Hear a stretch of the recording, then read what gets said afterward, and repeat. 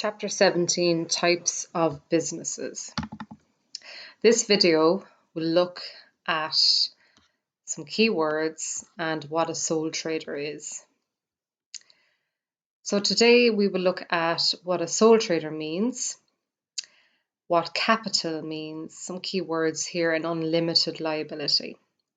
The other types of companies that we will look at other than sole trader would be your private limited company and public limited company, cooperatives. All these different types of companies will be looked at throughout this topic. So there are many different types of businesses, as we know. You've come across them every day. How they are run or operated or set up from a legal point of view or a taxation point of view is a decision of the business owner. So the simplest form is to start up is what's called a sole trader. If you think of some examples of hairdressers or maybe a taxi company or any of the trades businesses, plumbers, electricians, who will start their own business and they are pretty much or essentially the business themselves. So as I said, there's different types of businesses. Sole trader we're going to look at in this video, but we will move on to look at what a private limited company or LTD means. But there are different types of limited companies. In 2014, they were separated into DAC and companies limited by guarantee or by shares that we will look at later on. Public limited companies then are what's known as PLCs, would be companies that can sell shares on the stock exchange, and that's how they will raise their finance to gain money to expand their business.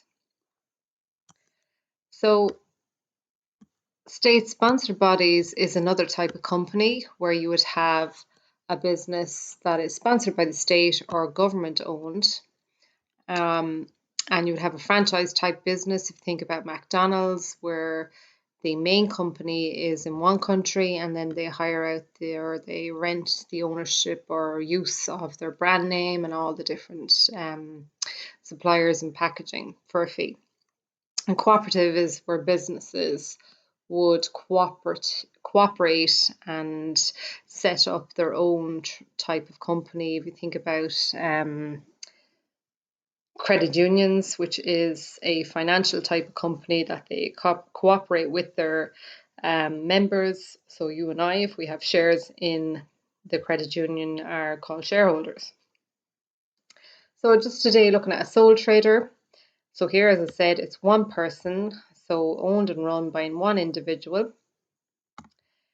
The key aspects of this or elements are that the owner has to raise all the money or capital themselves.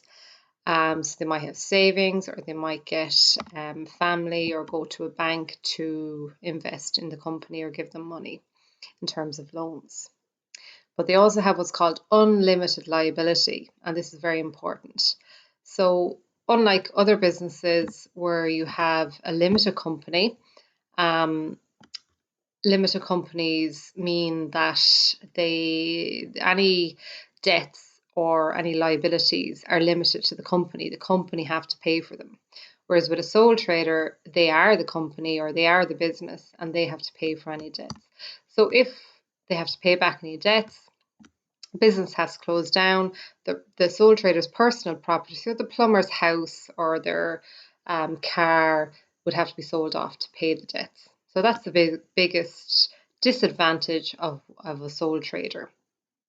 And also having to raise money themselves. So it's very hard to raise money all by yourself. But if you think of other disadvantages, would be also the stress, the worry, having to make all decisions on your own. But advantages would be getting to keep all the profits if you make them, having to make your own decisions, being your own boss. So there's plenty of advantages too.